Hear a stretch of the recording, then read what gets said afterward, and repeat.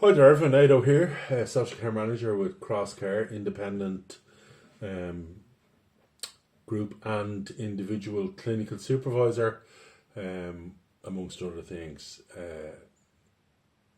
I've been sitting on this for a little while and thinking about it and trying to formulate exactly what I think beyond I'm disgusted. Um, the recent case with the very high profile sports person from Ireland and the civil case against them by that very, very, very brave young woman.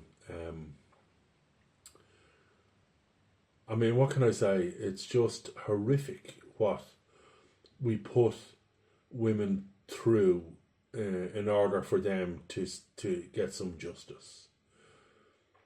You know, when you look at the nuances of what happened and some of the stuff that people are saying online, you know, about her, it's just vile. It's absolutely vile. Um, as a human being, I'm abhorred. As a man, I'm abhorred. As a father, I'm abhorred. As a brother, I'm abhorred. As an uncle, I'm abhorred. And as a grandfather, I'm abhorred. It makes no sense, the treatment that we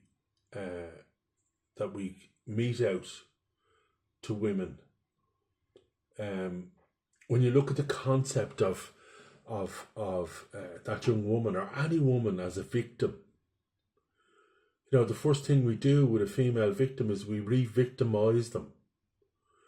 That very adversarial legal process of trying to dilute or dismiss the case fully by exposing what the legal world sees as character flaws is just re-victimization and re-traumatization.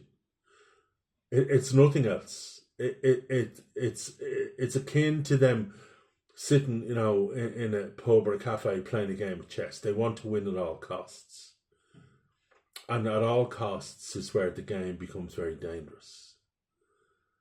You know, whatever happened to that woman on that night, she was left in an awful state, in an awful condition.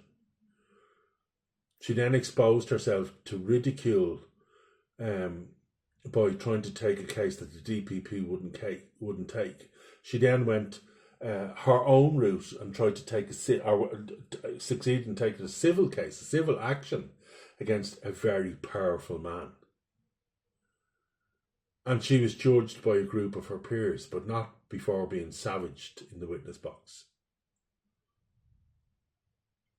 And when you look at public media then, you know, and it is public and you are entitled to use it, but when you look at, you know, what hundreds upon thousands of people were saying on public media, sometimes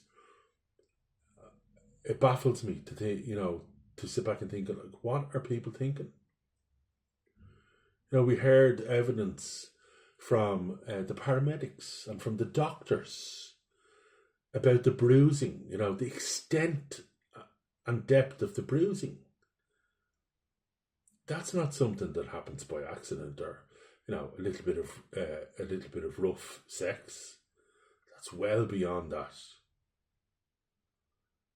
Well beyond that. And then you look at, you know, that individual and his family, his wife and his children. When you look at it from that perspective, they are now victims as well. You know, his wife, I'm sure, is considering the relationship with him and what does that look like? Because he didn't deny that the intention was to have sex with that woman. He didn't deny that at all.